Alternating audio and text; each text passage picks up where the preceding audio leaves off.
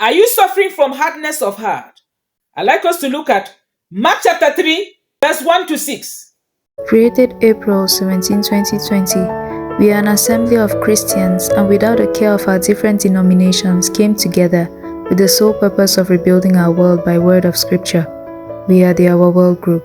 Jesus entered the synagogue, and there was a man with a withered hand. When this man saw Jesus, he came closer. It was on the Sabbath. What happened here is that the Pharisees were always looking for what to criticize Jesus with. And Jesus, noticing this, he went further to heal this very man. He asked the man to stretch his hand, and the man did. And immediately the hand was healed.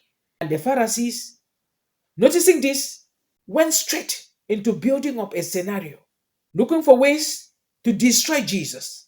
They had to team up with the Herodians. I'd like you to know something here, please. When you are suffering from hardness of heart, it is very difficult to change, especially when confronted.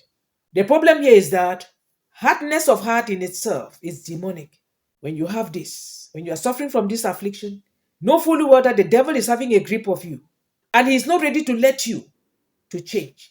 That is the more reason why people who are suffering from this are always out to confront, are always out to criticize.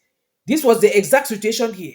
The Pharisees, throughout Jesus' ministry, were always looking for ways to criticize Jesus, were always looking for ways to confront him because they were being used by the devil.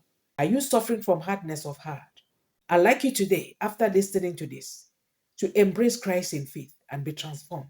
Let Christ in so that he will soften that your heart, so that he will melt that heart of stone in you into a heart of flesh.